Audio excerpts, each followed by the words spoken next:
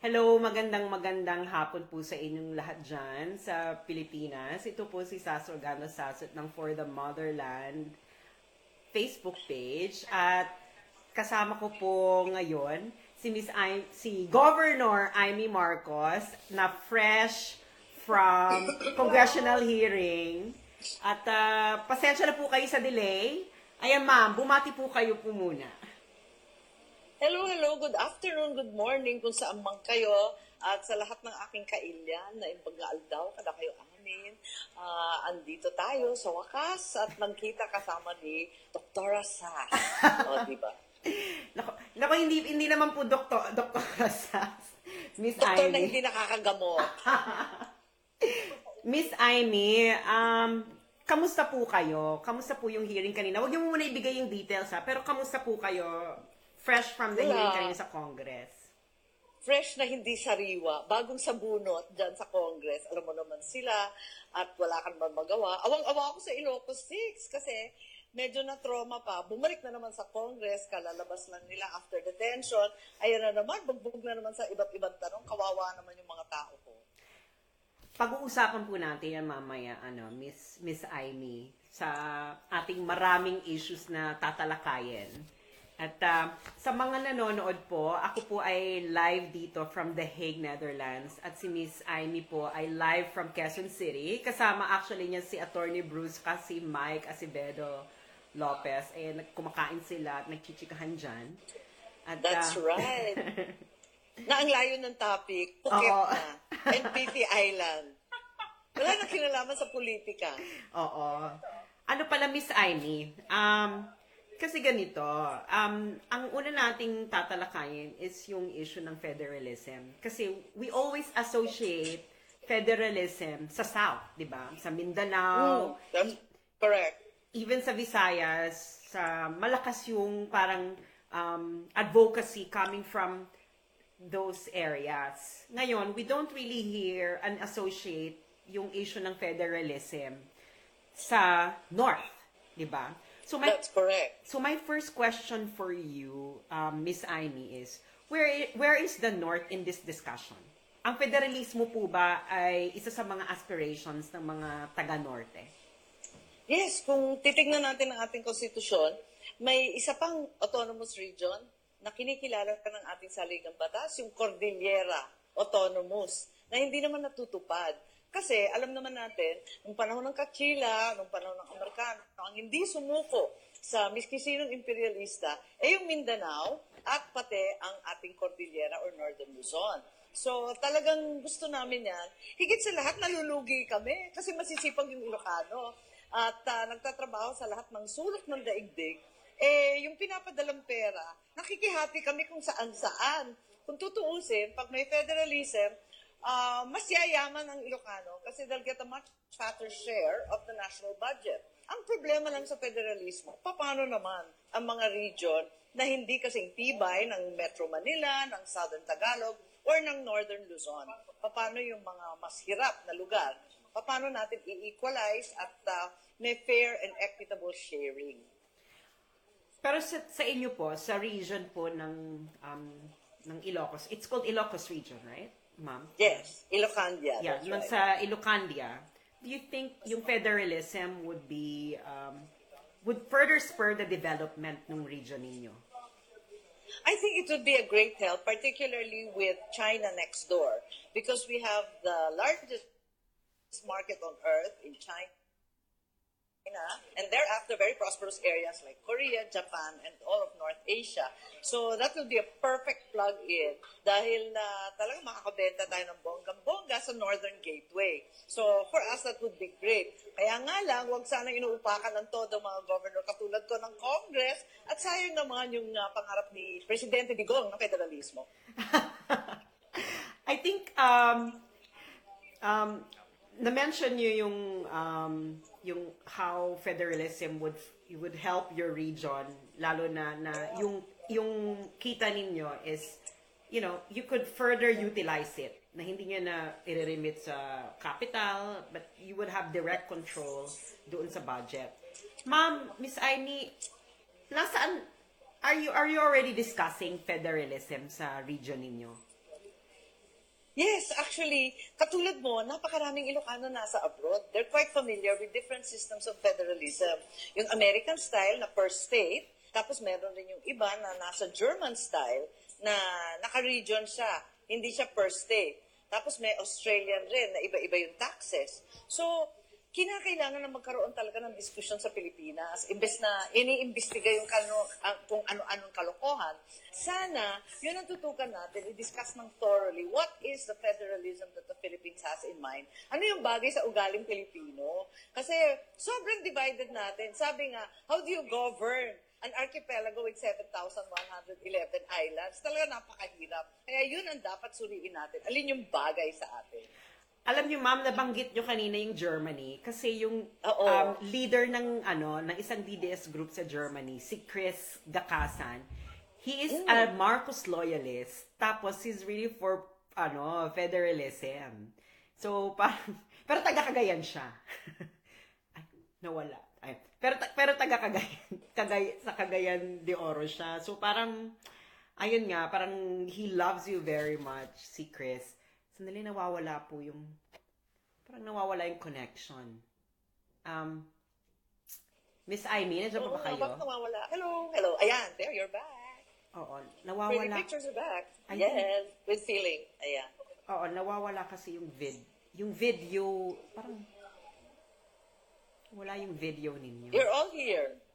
Opo. Pero yung wait, naghihintay pa siyang mag-resume, pero kasi wala yung video ninyo eh. Well, ganyan po talaga pag live, maraming technical difficulties. Sobrang authentic. Pati yung palpak, authentic pa rin. Yes. Yung mga nagtatanong po kung bakit po yung connection ni Miss Imee ay medyo problematic kasi po isisi nyo po yan sa internet infrastructure ng Pilipinas. Correct! Kulitin natin sila na maayos na sa wakas. Ayan. Pero wala pa yung video ninyo. I think maganda ba yung signal nyo dyan, ma'am? Oo, you're perfect. Pati yung sound, maayos.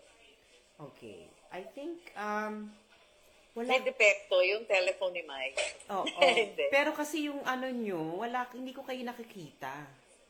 Ay, ba't ganun? Ayun, So, okay ba pagkwa? Ayan. poor connection Wala pa rin. daw. Oo nga, why? Hindi nga makita. Mukha akong multo. Oo, poor connection. Ba't mo akong mumu? Pero naririnig ka. Yeah. Hello? Kailangan ba ng ilaw? Ilaw ba ang problema? Hindi po ilaw kasi I think Hindi eh. hindi ilaw kasi I think yung the video will resume when the connection improves. Yeah. Sandali, I will call you again, Miss Ida. Okay. Sige. Wait lang. Thank you. Sorry about that. It's okay. Napaka-third world namin. Okay. Sandali lang po at tatawagan ko po uli si Miss Imee Marcos. Sandali lang.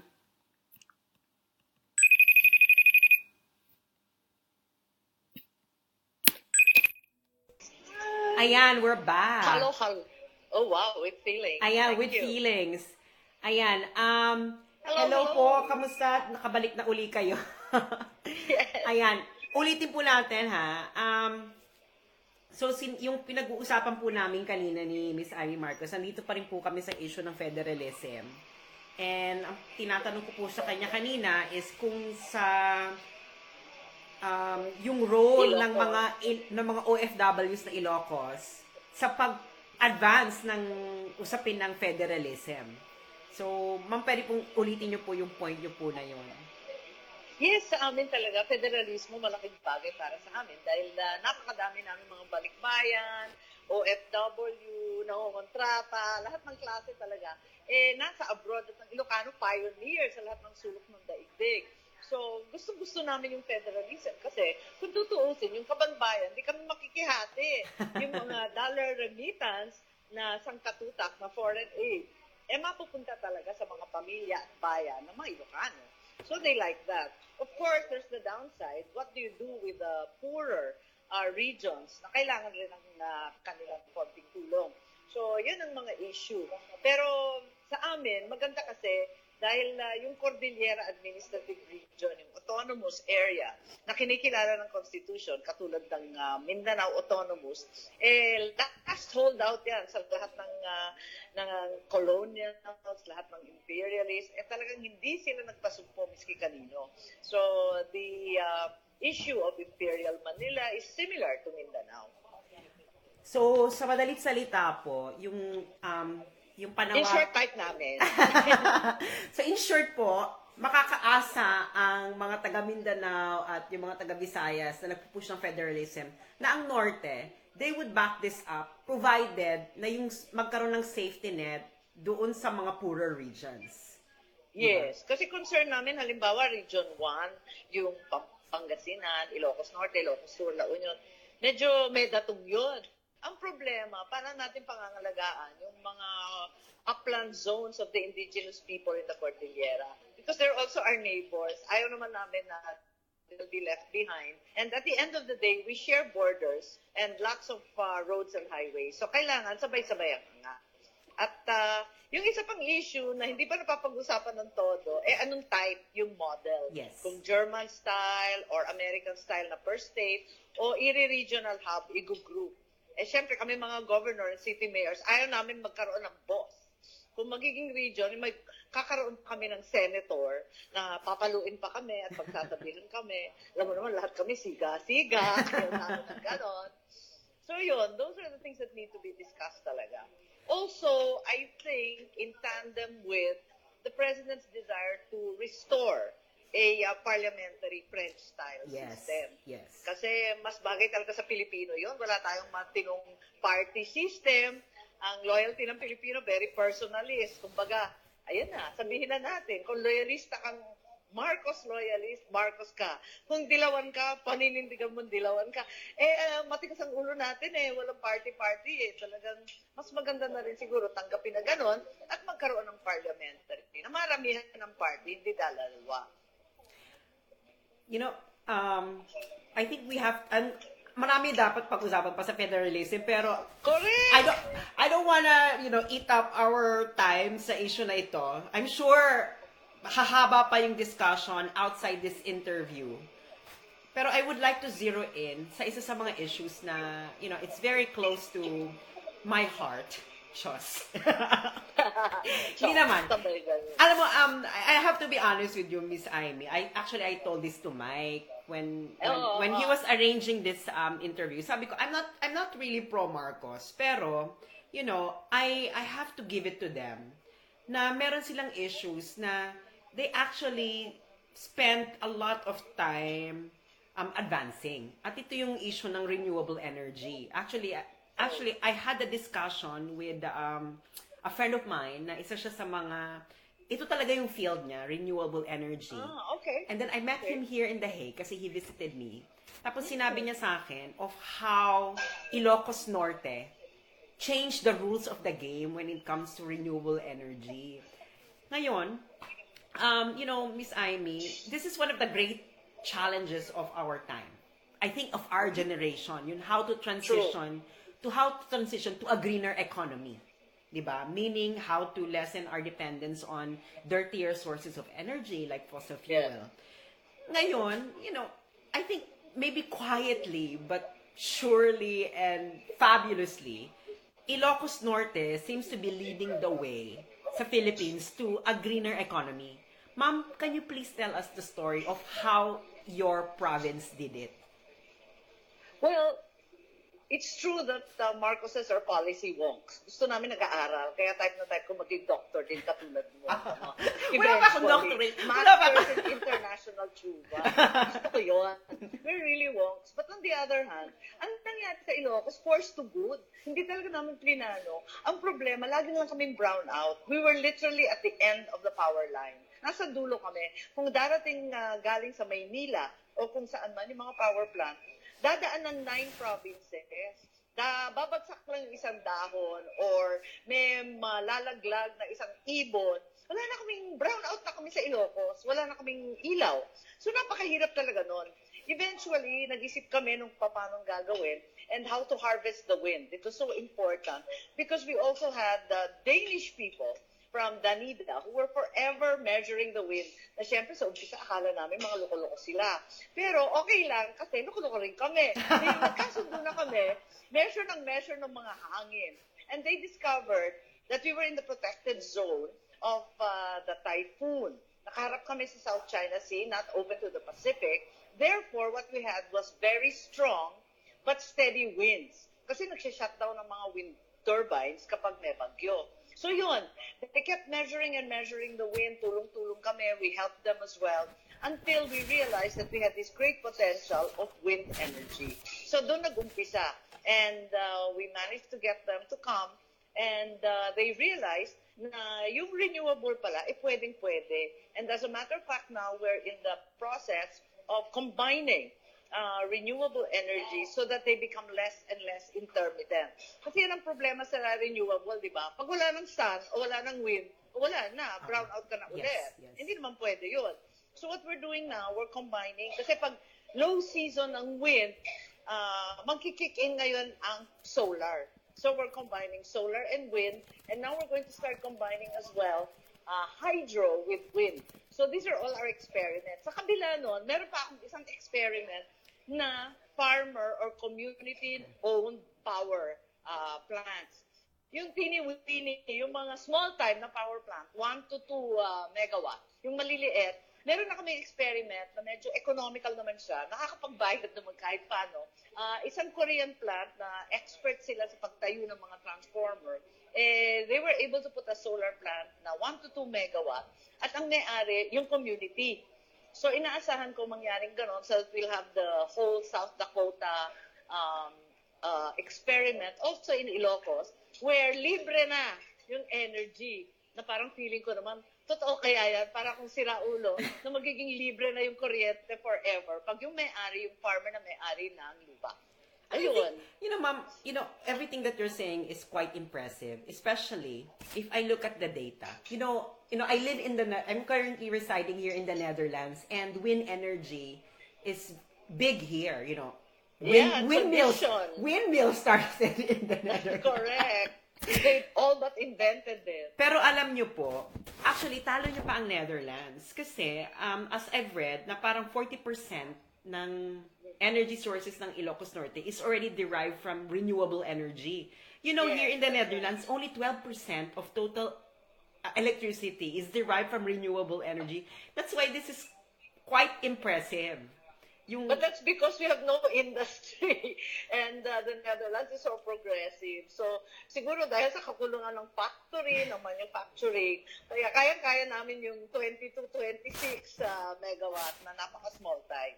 But I think ang ano kasi niyan, parang you are starting from a cleaner start, diba? Cleaner beginning. Na if you develop your industry first, diba? Yung ano nyo, yung backbone nyo, which is energy kasama, it's clean. Right? Yeah, it's clean already and it's renewable. And it's cheap. Medyo okay. And it's cheaper. Diba? Yes, it will eventually be cheaper. Ang reklamo ngayon yung wind mahal.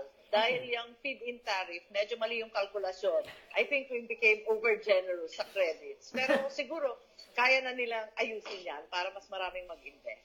I think another impressive thing about dun sa renewable energy situation nyo is I've read na last year, yung Mariano Marcos State University already offered the first renewable energy engineering program. How's it going, ma'am?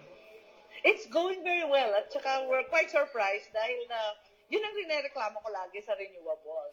Pag nag-chichikahan kami ng mga renewable investors, parati ko sinasabi sa kanila, okay, we've got investment rich, but job poor. Wala kasi they're almost self-maintaining. The renewable energy turbines only require, I don't know, an engineer or two to climb up, maybe once every quarter to recalibrate and check all the machines. But aside from that, wala masyado. After the building, the construction stage, medyo wala ng tao. Pero ngayon, nakikita namin na despite the smart systems, kailangan na talaga ng mga local engineers to be manning the place. Hindi naman pwede yung mga Danish, yung mga German, punta rito sa Ilocos. Kaya happy naman kami na yung MMSU rose to the challenge and are going to come up with the renewable engineers. Sa awan ng Diyos, marami naman nag-e-enroll. Marami Kahit napakahirap. So, ito bang program na to ng Mariano Marquez State University? Are you doing this are they doing this in partnership with another university abroad or is this Yes. all okay? I think they got several curricula and mga templates, and quite a few of their faculty trained overseas. Okay. And it's also part of our CSR, Okay. the corporate social responsibility, that those investors must also invest in the local people, and that aside from supply and value chains, dapat mag-invest din sila sa knowledge, di ba? Mag-share Exactly. din sila ng kaalaman. Exactly. Kasi hindi naman pwede na laging foreigners na lang pumupunta rito at lagi na lang kayong OFW forever. Dapat umuwi. So you are developing homegrown talent sa Ilocos? Yes. Okay. That's really important. Kasi otherwise, lagi na lang kami low level. Parus na lang unskilled labor during the construction phase, taga-howling, taga-pala. Hindi naman pwedeng ganon. Dapat ma-level up. Ayan. So, na-cover natin yung, at the level of policy, tapos na-cover natin yung knowledge building. Another aspect na I find impressive dun sa renewable energy situation nyo is yung story about Bangi Bay. Did I pronounce it right, ma'am? Bangi? Yes, Bangi, yes. Bangi Bay. Kasi I read this sa libro na ang title is Green Urbanism in Asia, The Emerging Green Tigers. Ngayon, Nax. di ba? Char lang. Galing eh. So, yung sa The Emerging Green Tigers, Ilocos Norte is included there. Tapos, the authors actually presented this story na before pala yung windmills ng Bangi Bay, sa mga hindi po nakakaalam, yung mga windmills po sa Bangi Bay na naging tourist spot, parang it was the first large-scale wind In Southeast Asia. in Southeast Yeah. Asia, di ba? Tapos meron ditong tidbit na anecdote na nakalagay. Sabi daw dito, before daw yung wind project na yon, there was a coal plant project in line. That's correct. Ngayon, pero yung mga local residents, they did not approve yung coal project because for two reasons na they feel na hindi stable yung pricing and they believe na meron yung negative impact sa environment. So it seems, ma'am, na yung demand for a cleaner energy has a grassroots component. That's correct. So, That's correct. So, Yeah. can you please tell Totoo yun. us more about, how Ilocanos are demanding for a cleaner energy? Yes, it's a very untrendy situation. Hindi kami tree hugger or environmentalist. Hindi kami sa uso. Ang problema lang sa Ilocos, everyone is really a farmer or a fisherman or both. And as a result, you have to take care of your space. You have to take care of your land, of your sea. Otherwise, pag masira ang coral, wala nang isda. Pag winasak ang mangrove, wala nang aanihin. Ganon din yung lupa. So, they're very, very careful. And they hate coal kasi nga ang dumi-dumi. So, takot na takot kami sa coal. At pag nagsiga ka ng siga, kasi dati-rati, marami rin kaming kaingin yung sa tabako. Kasi pag yung tabako, pag durusa talaga yan, na crap, aanihin siya, tapos i-smoke mo. So, kailangan puputulin ka, magpuputol ka pa ng kahoy. So, they have to cut so many trees and they became kaingin and they realized that the forest all disappeared and we lost our watersheds, lost water, and there were landslides and terrible things happened. So, as a result, I think very early on, the Ilocano farmer was converted to perhaps not an environmentalist, but an earth-loving farmer. We have to maintain our land. It's really stewardship for the next generation. So sila ang nagsasabi na wag na yung coal kasi nagsimula na kami magkaingin, walang kwenta, marumi, at hindi maaasahan ng presyo. I believe last year, sino ba, I think there was a councilor who passed something na ibaba na ang coal sa Ilocos Norte. Yes, di ba? actually. Medyo uminit ang ulo ng Department of Energy sa amin. Nagalit ang arte-arte daw namin. Sabi namin, kasi mayaman kami sa hangin. Marami naman kaming tidal. Baka naman pwede ibalik yon. Marami pang solar kasi hindi na nga na umuulan sa amin. Ang init-init lagi. So, ano ba naman? Bakit pa kailangan pumunta sa coal? Sa other provinces, kung saan maraming ulan, kung saan wala masyadong hangin or nasa inland, abay, siguro sa kanila, lehitimo yung choice. Sa amin, meron naman kami. Bakit pa kami pupunta sa marumi kung meron naman mabonggang malinis? Exactly. Ma'am, I think you've mentioned some of this in passing, pero what's the greatest challenge that Ilocos Norte faced in transitioning into a greener economy? I think the Ilocos Norte story, kasi governor na ako, no? Pag-apak ko sa Ilocos, ang pinakamalupit sa Ilocos bilang governor, lahat ng tao umaalis. Lahat umaalis talaga kasi hindi walang trabaho, walang mapuntahan.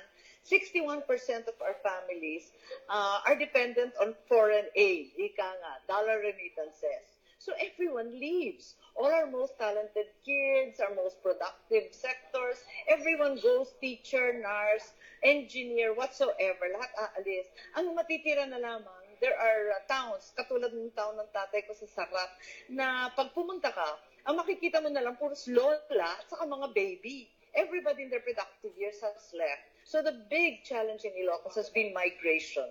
Is there a future back home? How to make that future for the younger generation and offer them a livelihood and a life that's sustainable, that's reliable, that will give a decent standard of living and not require them to take care of other children and leave their own. Well, I think, ma'am, because Ilocos Norte is leading the way in renewable energy industry in the Philippines, it could be your primary industry, a high-tech industry. Yeah, that's correct because we have all this energy. Ang problema ko ngayon is how to bring the actual prices of electricity down. Alam natin, we have to sell the wind energy on the spot market. So I'm trying to negotiate na kahit konti, iwanan lang sa lokal para mas mura ang benta namin and we can attract more investment. Our biggest jobs now are coming from two sectors and they're from tourism. Naka-jackpot kami doon. Oh, yes. At napakaraming pumupunta. And secondly, the call centers. They like the Ilocanos kahit walang Ilocano accent sa call center. Kahit Ilocano accent. Ma'am, last na ito sa topic natin about renewable energy. How far do you think Ilocos Norte will further pursue a greener economy? Do you see Ilocos Norte perhaps promoting greener mode of transportation, like, for example, bicycles? Yeah, exactly. Yes, we're already there. We've started pedestrianizing our streets. Oh. At actually, nagbabawas kami ng highway. Oh my Nakakatawa God. yung iba nagpapalaki ng highway. Kami naglalagay kami ng sidewalk at pedestrian lane. Parang dito Tapos sa may Europe. Yes, like Europe and even San Francisco and the Yeah. more enlightened states in the US. Yeah. And ganun din, alam mo, trendy kami, nasa uso, kahit nasa probinsya. And then, meron kami mga Egypts na oobliga kami because we have a World Heritage Site. We have a lot of colonial towns like Pawai, which have been declared World Heritage. And hindi talaga pwede yung buga ng buga yung pollution. It's really unacceptable. And we've also started a very aggressive greening program so that our problems with water management will finally be answered. So we have, kung ang China, may Great Wall of China, may Green Wall of Ilocos Norte, tanim kami ng tanim dun sa bundok. I think you will reap the benefits of that kasi a lot of high-tech industry, like for example IT, if they move their office, they're looking for a greener environment kasi nga, more inspiration for creativity, etc. So That's right. I think in the future you could leverage that aspect of Ilocos Norte in order to attract That's right. these kinds That's of correct. Yeah. So And I'm very at home with that because I'm a very reluctant politician. I came from the creative industries. I started really as a filmmaker, and I really enjoy that. And I find that we're attracting clients, for example, to the call centers because they'd rather windsurf than hang out in the malls of Exactly. Metro Manila. They'd rather look for waterfalls and climb mountains rather than get stuck in the traffic. So, bongga, it's fun. They enjoy it as well as we do.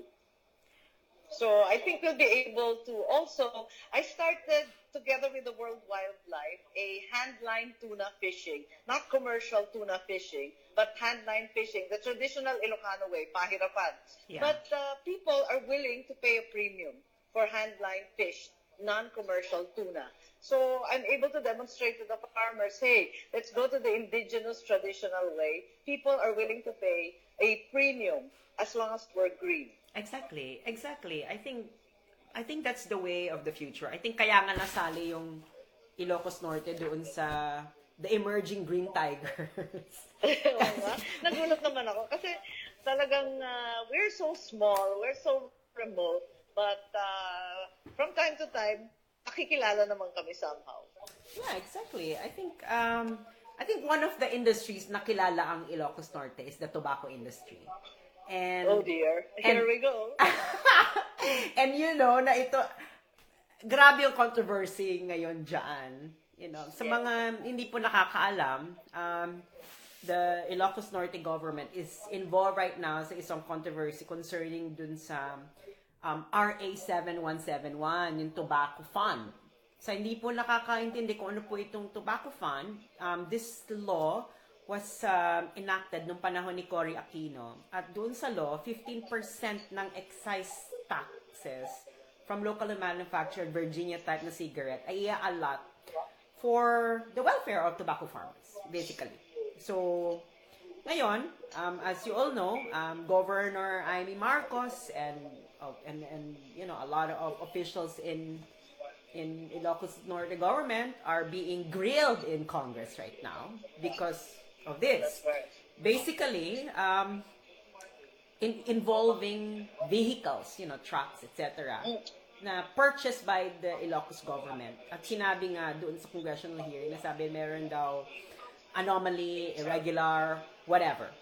Ngayon, ma'am, my first question for you is, kasi I find this really ridiculous, and this just proves na a lot of our congressmen are stupid. Yung sa issue ng Ouch. dun sa issue ng photon motor. You know, this issue got Right. my God, this issue got dragged on like for months. 'Di ba? Parang ang issue kasi Correct. bakit daw ang nakalagay dun sa purchase agreement or procurement Oo, yung procurement. procurement details ay photon motor pero ang dineliver ay Forland. And then That's right. I googled it. Like, it took me 2 seconds to find out na photon. That's right. Na Forland is a brand of photon. So my first A question brand of photon. That's correct. So my first question for you is, paano niyo napigilan hindi matawa habang kayo ginigrill sa issue na ito ng photon at Forland? Nakakalo.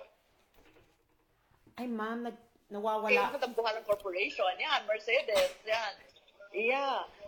Alam naman natin that these huge corporations have all kinds of brands, all kinds of models. At unlike the Europeans, ang mga Chinese magaling dyan. They will tweak it a little bit, tapos may exclusive distributorship. Pero they're making a big fuss that somehow the government got cheated because it wasn't photon, pure photon, but some kind of hybrid called photon Forland. But naloloka yung aming magsasaka, unang-una, kasi 6 years na nila ginagamit, brand new, diesel, so mababa lang ang presyo ng gasolina, ng kanilang crudo, and the pieces, the machinery has held up.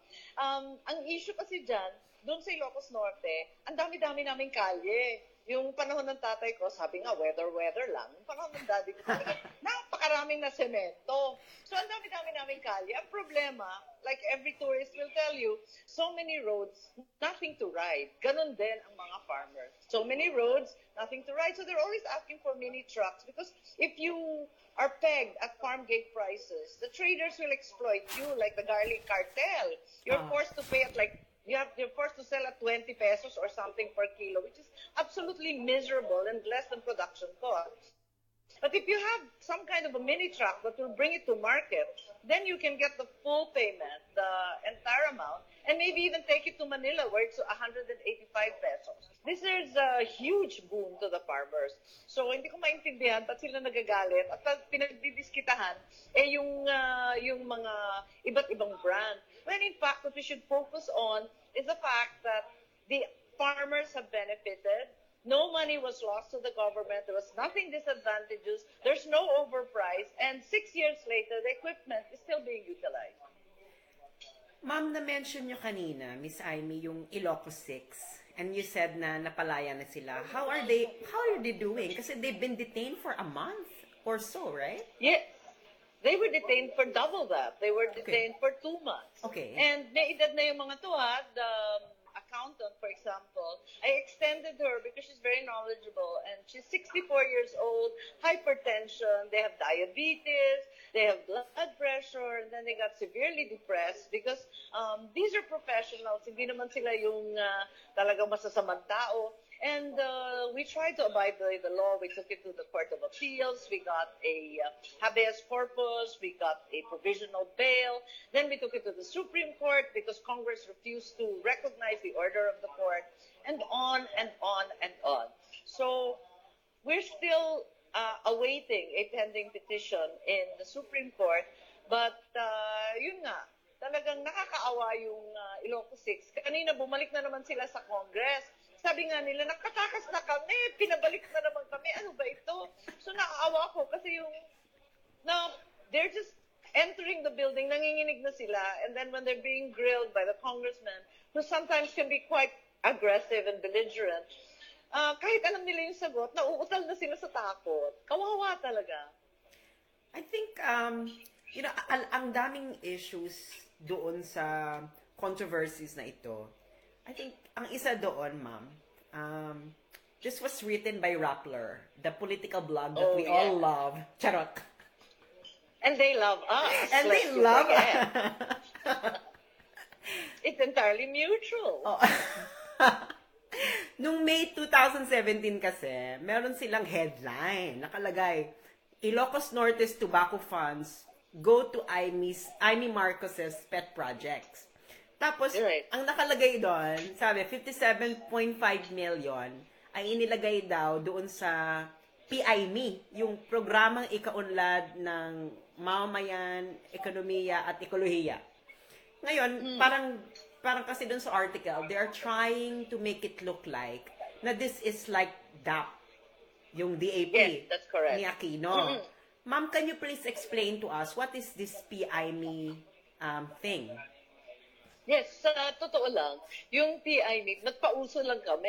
Gumagaya lang kami sa branding, di ba? May PRRD, may GMA, may kung ano-anong mga ganon. So, nagpauso lang sila. But in fact, these are generated from citizens. These are projects that are requested by the citizens directly. They're not programs of government. So, ginawa namin, isang tambak na request ng ating mga magsasaka and so on, from farm to market roads, co-ops, at kung ano-ano, they put it under my name, which actually, nawala na sa uso after 1 or 2 years. We actually broke down to Capital Express for Social Services and Medicine, and then it broke down to Paspas Duras, which is another effort for agriculture, and then all these different pasantaken for the greening program.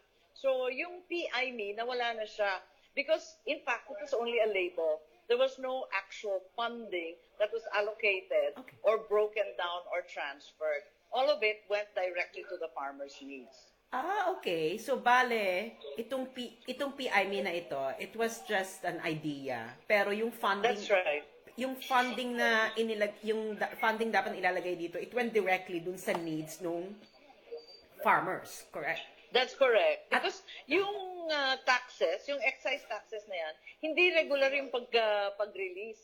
So natatambakan kami, ang dami-daming request, ina-assess, what do they want? Eh yun nga, yung vehicles ang kinailangan, dahil ang hirap-hirap nga magdala sa sentro, at chinat-chani sila, kumbaga, ng mga traders sa presyo. So that was was their primary request. They also request medicines, they also request fertilizers, and many other things that are needed.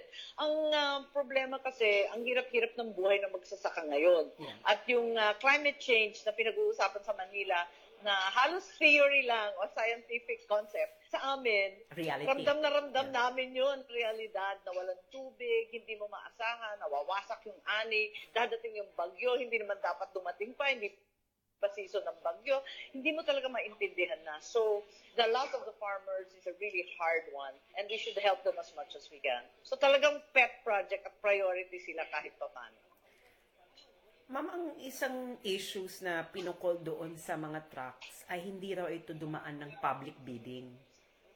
Could you please explain to us kung why it didn't go through public bidding, and is this irregular?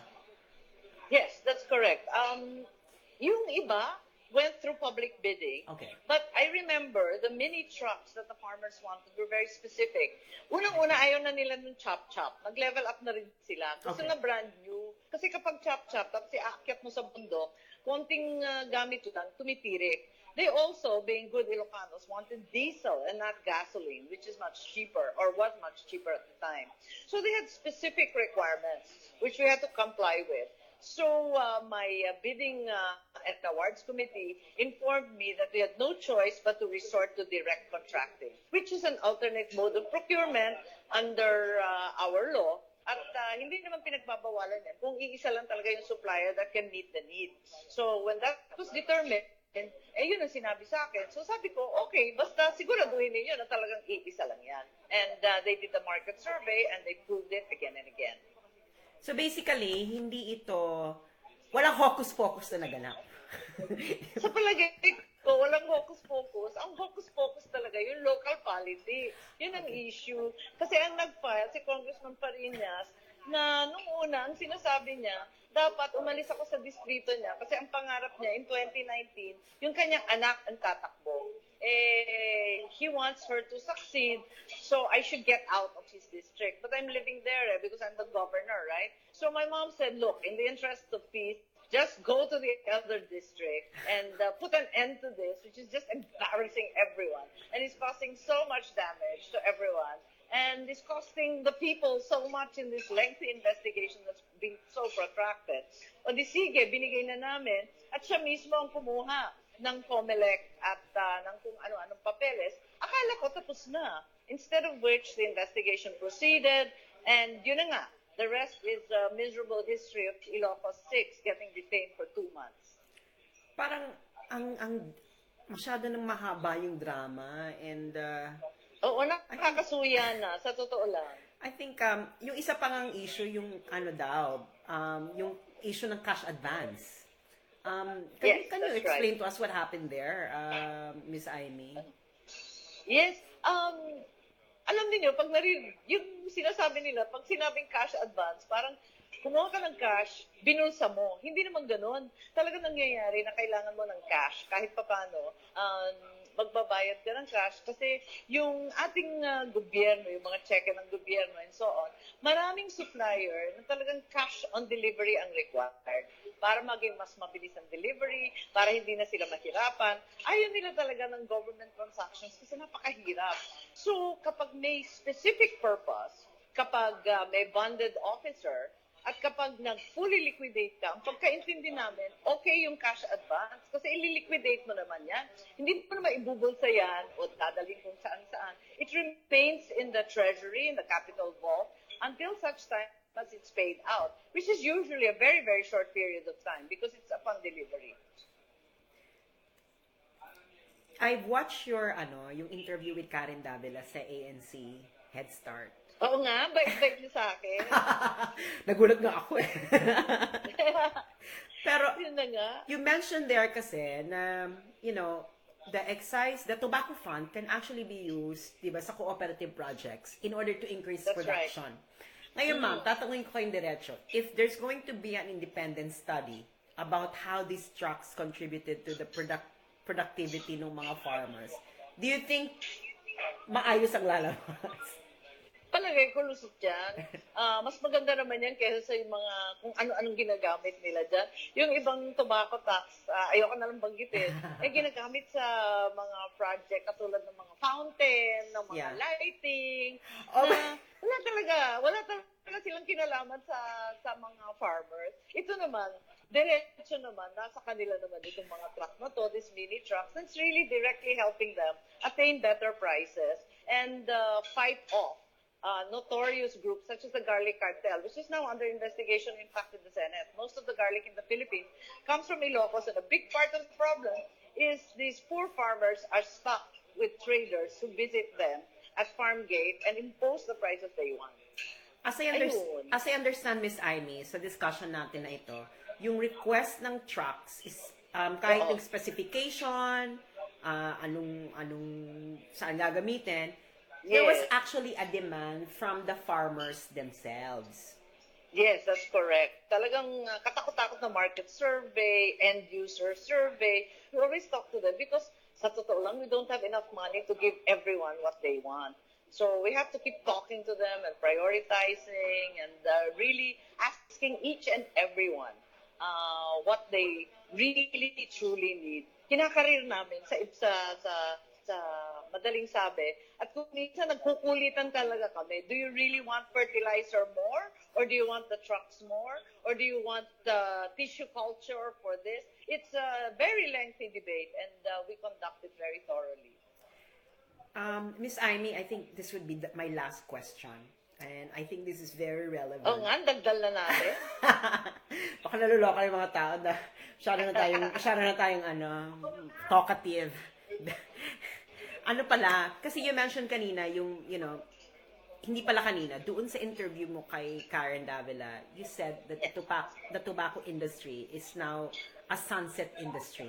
Especially that the national government is now campaigning for a no smoking policy. Yes. Diba? That's right. Siyempre maapektuhan yan ang tobacco industry. So, ang tanong ko po Miss Imee, meron na ba kayong plano ang Ilocos Norte on how to help tobacco farmers transition into a different agricultural product, for example? That's right. Yes, we've been moving to multi-crop for the longest time. So talagang we've been pushing that very, very hard, multi-cropping, so that we plant. Yung tobacco farmer ngayon, siya pa rin yung rice farmer, siya pa rin yung vegetable farmer. Sa sobrang sipag ng Ilocano, yung sumusuko yung lupa. Yung soil namin na nahihirapan. But we've moved them to higher value crops in addition to rice and corn. And we plant a lot of the vegetable already that's known to be Baguio vegetables. Pero galing Ilocos Norte yung mga pechay, yung mga bell pepper. And then we've now discovered that fruits do very well in Ilocos. So we're exporting mango as whole mangoes. And they're being accepted in Japan and in Korea for very nice export dollar prices. And furthermore, yun nga, yung ginagawa rin namin, yung iba-ibang dragon fruit na bagay sa sand dunes. So we're also selling a lot of that outside Ilocos Norte. And the new, very quickly growing areas are agro-tourism, because a lot of people in Manila are quite tired of being in the city, so they go to the farms, which has become a real boon for additional income for the farmer. At ikalawa, natatayin pa sila sa cruise ships, because cruise ships from China have been coming, agro-tourism rin at fisheries, agro-fisheries. So it's quite interesting, a lot of new developments, quite fun actually, because it's new and booming. So in short, Ilocos Norte has plans for its farmers when, the tobacco industry ultimately decline in, its importance. Yes, that's right. As a matter of fact, that's one of the things that we are very perplexed about with this investigation. We are now already the second smallest of the Virginia tobacco provinces. We're not anymore one of the biggest, because we've moved out of tobacco very, very carefully in the past few years, aware that it's a sunset industry and we need to move on to other off-farm or non-agricultural means of livelihood. Napaka-technocratic. Napaka-technocratic no. I told you na eh. Kita mga policy wonk nga kami. We're just naka-disguise lang akong Becky. Pero actually policy wonk. Ganun eh, magulo. Napaka-technocratic nung ano ninyo, nung approach ninyo. Nakakatuwa. Walang Plano ng plano kahit drawing lang. Oo, walang motherhood statements. And I will not mention any name kung sinong mahilig sa Ayan motherhood. naman. Ang lakas manlait. Ang lakas manlait. So wicked. Ito na lang, Miss Imee. This is the obligatory, Miss Universe question. Okay. Alright, world peace. If there's anything that you would like to change in the way politics is currently run in the Philippines right now, what would it be and why? How much time do you have? You only have as much time as you need. No, I think it would be an old answer, perhaps a little stale and predictable, but really, at the end of the day, good old-fashioned patriotism should really kick in. Kinakailangan the greatest good for the greatest number. Wag naman parating pansarili. Siguro kasi naka-2-3 EDSA na sa buhay ko. Kaya hindi na ako masyadong naniniwala sa, the wealth and the power and the privilege. Medyo hindi na masyadong sikat yun eh. Kasi nawawala yung kagad. At the end of the day, there's a level of nationalism and selflessness that you must bring to the job. Corny ko ba? Pero yun yung motherhood ko. It's You caught me out in the end. Ma'am, Miss Imee, meron ba kayong gustong sabihin sa mga Marcos loyalists and sa Marcos detractors na rin bilang parting words? Hindi lang parting words, tagal-tagal na ng panahon. Hindi na tayo dapat naghihidwaan sa Marcos, pro-Marcos, dilaw at kung ano-ano. Although, of course, we like using all those shortcuts. Ang totoo, ang kinakailangan talaga ng Pilipinas, isipin natin ang bagay sa Pilipino. Ano bang gusto ng Pilipino? Ano ang kinabukasan na ninanais natin para sa ating mga anak? Yun ang kakwarnihan ko, pero naniniwala ako doon. And with that, maraming salamat, Governor Imee Marcos. I've enjoyed this conversation. Sana mas mahaba pa kasi hindi Na ko... technocratic. Oo, I didn't expect kasi na you are this technocratic. I like. I love policy. I'm sorry. Oo, I didn't really expect it. I was I'm really pleasantly surprised of how the conversation went on, and I hope, and I actually told this to Mike na one of the greatest mistakes ng kampanya ni BBM is that they didn't really focus on policy and na sidetrack nung past. So maybe you could when you run for a higher position, may chismis na tatakbo kayo ng senator. Yeah, I saw that website. I got scared. Parang hindi ako bagay ko. Diba, it would be nice na, this aspect of your personality and even BBM would come out. Na hindi lang yung, of course the other issues are important, but these are That's also right. important because these are policies that affect our current situation and the future as well. So maraming salamat, Miss Imee. Sana nag-enjoy din kayo. At, Thank you very much. You're welcome po. And sa mga kaka-login lang po, this is recorded at mapapanood niyo siya right away after ma-record siya maging available siya through Facebook. So, maraming salamat, Miss Imee. And Thank you. And Mike, thank you for arranging the interview. And Attorney Bruce, thank you. Maraming salamat po. Ang dami kong backup dancer. Bye-bye. Ang dami kong backup dancer. Thank you. Thank you.